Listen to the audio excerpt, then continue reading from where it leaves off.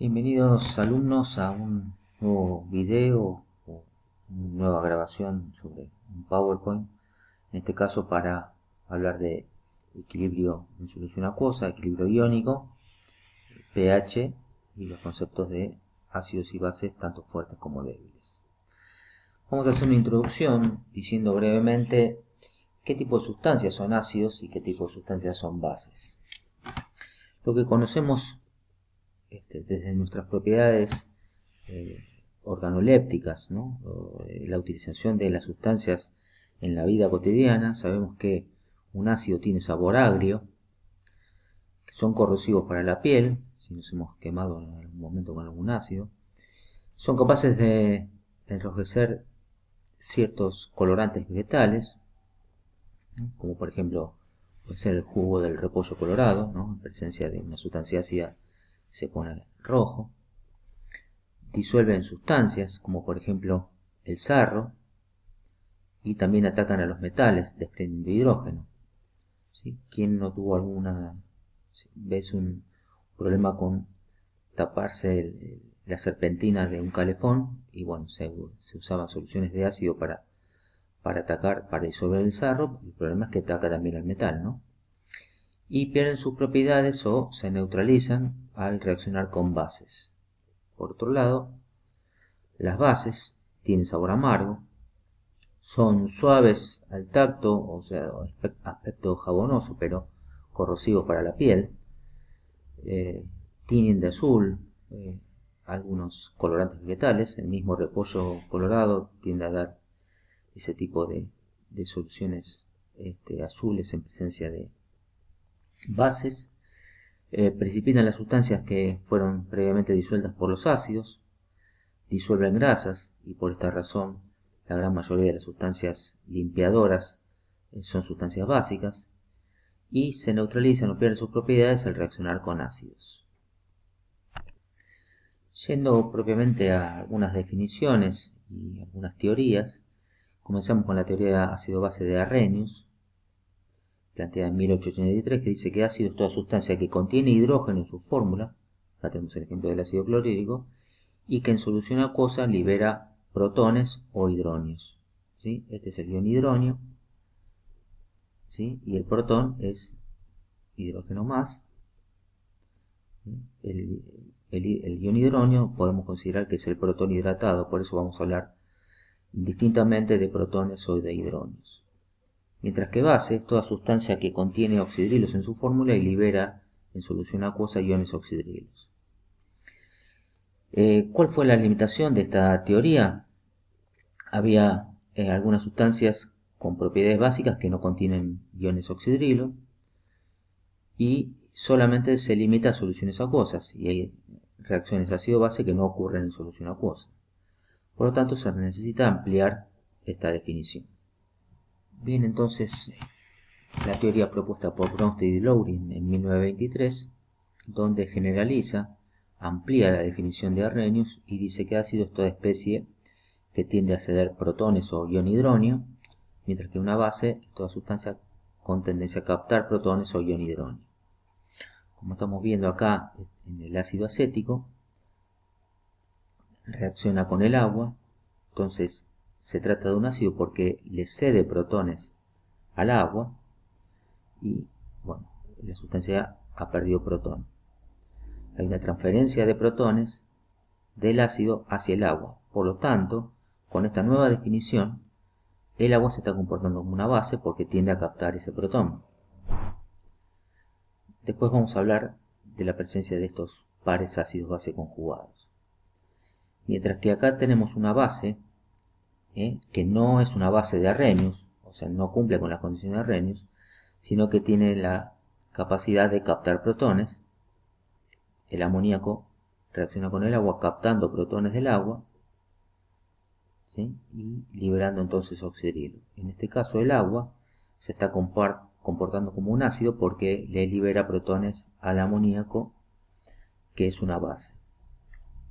¿Sí? Por lo tanto vemos que el agua ya empezamos a ver que tiene un comportamiento excepcional, ¿no? Tiene un comportamiento ácido-base. Frente a un ácido se comporta como una base, frente a una base se comporta como un ácido. se dice que el agua es una sustancia anfótera, cuando tiene ese comportamiento ácido-base. Ya esta definición no se limita solo a soluciones acuosas y entonces se explica qué ocurre con las bases que no tienen oxidrilos, como por ejemplo el amoníaco. También en 1923 Lewis da una definición aún más amplia del concepto de ácido-base. Entonces, a partir de la reacción anterior que vimos del amoníaco con el protón, vemos que el amoníaco se está comportando como una base gracias a que tiene sobre el nitrógeno un par de electrones libres capaz de captar ese protón. Por lo tanto, decimos que base es toda sustancia capaz de donar un par de electrones para formar un enlace covalente. ¿Sí? Este es el caso del amoníaco. Mientras que ácido es toda especie capaz de aceptar un par de electrones. ¿Sí? En este caso el protón se está comportando como un ácido. Veamos más de cerca el comportamiento del agua. Dijimos que el agua es una sustancia anfótera, ya que puede comportarse como ácido y como base. ¿Qué ocurre con el agua? El agua es mala conductora de la corriente eléctrica, pero sin embargo el agua pura está muy poco ionizada de la siguiente manera, formando protones en estado acuoso o hidronios y oxidrilos. Entonces, ya que hay una ionización parcial, podemos plantear una constante de equilibrio para esta ionización, que sería igual a la concentración de protones por la de concentración de oxidrilos sobre la concentración de agua.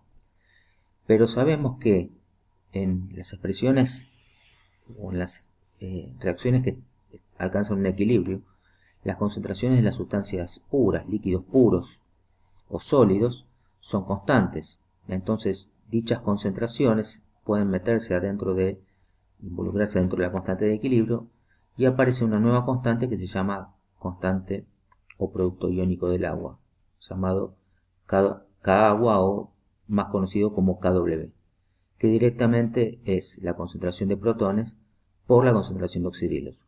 Solo se trata de un producto de concentraciones, por eso a esta constante la llamamos producto iónico del agua. Como hemos visto, toda constante de equilibrio depende únicamente de la temperatura, ¿sí? Nos referimos al valor numérico, ¿no?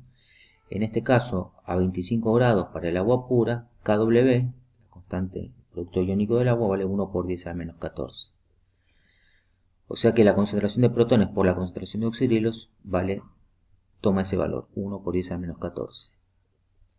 Si tenemos agua pura, como hemos visto en el caso anterior, el agua ionizada dando protones y oxidrilos, vemos que la concentración de protones es igual que la de oxidrilos, porque la relación es de 1 mol a 1 mol. Así que, rápidamente, si ambas concentraciones son iguales y el producto tiene que dar 10 a la menos 14, cada concentración tiene que valer 10 a la menos 7. ¿Sí? Porque multiplicadas esas dos nos va a dar ese producto iónico que vale 10 a la menos 14. ¿Sí? Convengamos que esto es cierto solo a 25 grados, porque solo a 25 grados la KW vale 1 por 10 a menos 14. Entonces,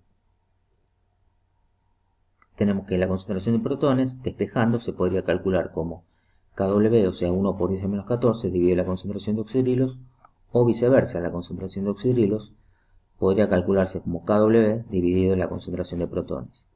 Eso por si en algún momento nosotros conocemos cuál es la concentración de uno de esos dos iones, despejando de la constante de equilibrio de KW, podemos calcular cuánto vale la concentración del otro ion. Bien, desde que vimos nosotros propiedades coligativas, vemos que hay solutos considerados no electrolitos y solutos electrolitos. Pero, ¿cómo son estos solutos electrolitos? Estos solutos se pueden clasificar, o estos electrolitos los podemos clasificar en fuertes y débiles. Una solución de electrolito es una solución que es buena conductora de la corriente eléctrica. Pero hay soluciones de electrolitos que son mejores conductores de la corriente eléctrica que otras, aunque todas tengan la misma concentración molar. ¿A qué se debe esto? Bien, podemos clasificar entonces los electrolitos como fuertes o débiles. O sea, hay electrolitos que están disociados o ionizados completamente, 100%, ¿sí? Como por ejemplo el ácido clorhídrico y el hidróxido de sodio, que se disocian o se ionizan completamente, ¿sí? Todo lo que teníamos puesto de ese ácido o esa base están completamente ionizados. Un electrolito débil, en cambio, está disociado o ionizado solo parcialmente. Tenemos el ejemplo del ácido acético, que es considerado un ácido débil, ¿sí? Se ioniza parcialmente para liberar protones. Lo mismo el amoníaco, considerado una base débil, se ioniza parcialmente para liberar oxidrilos. Entonces vemos que con respecto a la cantidad inicial que teníamos de la sustancia, en una situación final nos queda todavía una cierta cantidad de sustancia de ácido o de base sin ionizar y pocos iones presentes. Una solución que sea electrolito o una sustancia que sea electrolito débil solo conduce parcialmente la corriente eléctrica o va a conducir la corriente eléctrica con menos intensidad que un electrolito fuerte. Bien, cuando se trata entonces de ácidos y bases fuertes que se ionizan completamente, podemos determinar rápidamente que la concentración de protones y de oxidrilos es igual a la concentración del ácido o la base que había inicialmente multiplicada por el número de iones, o sea, protones u oxidrilos que están presentes. Por ejemplo, si tengo un ácido clorhídrico 0,01 molar, como se va a disociar completamente dándome un mol de un mol de protones y un mol de cloruros, la concentración de protones va a ser 0,01 molar. Pero si yo tengo un ácido sulfúrico 0,01 molar, la concentración de protones, cada mol de ácido se ioniza completamente, ya que se trata de un ácido débil, liberando 2 moles de protones, por lo tanto la concentración de protones va a ser el doble, 0,02 molar. Lo mismo pasa con bases fuertes, el hidróxido de sodio, 0,01 molar, que se disocia completamente, dando una concentración de oxidrilos igual, porque cada mol de hidróxido de sodio libera un mol de oxidrilos, así que la concentración de oxidrilos vale también 0,01 molar, pero en el caso del hidróxido de bario, 0,01 molar, la concentración de oxidrilos va a ser el doble, porque cada mol de bario, como hemos visto en esos problemas de concentraciones de iones, cada mol de hidróxido de bario libera 2 moles de oxidrilos, por lo tanto la concentración de oxidrilos es el doble. Una referencia a esto es que ustedes van a encontrar en muchos libros de texto, incluso en la práctica, en el trabajo práctico, la actividad que ustedes tienen que entregar, que las concentraciones están expresadas en normalidad. Fíjense qué interesante es esto. Un ácido 0,01 normal clorhídrico también tiene una concentración de protones que es 0,01 normal, pero normalidad es igual a molaridad porque tiene la misma cantidad la cantidad de protones es 1. Pero ¿qué pasa con el ácido sulfúrico? Un ácido que es 0,01 molar sería 0,02 normal. Y fíjense que la concentración de protones también es 0,02 moles por litro. Miremos qué pasa con el hidróxido. 0,01 molar, un solo oxidrilo. Entonces, en el caso del hidróxido de sodio, la molaridad y la normalidad serían la misma. Pero ¿qué pasa si fuera una solución 0,01 molar de hidróxido de bario? Su normalidad sería el doble, 0,02 normal, que coincide con la concentración molar de oxidrilos. En resumidas cuentas, la concentración de un ácido o una base expresada en normalidad es igual a la concentración molar de protones u oxidrilos que posee.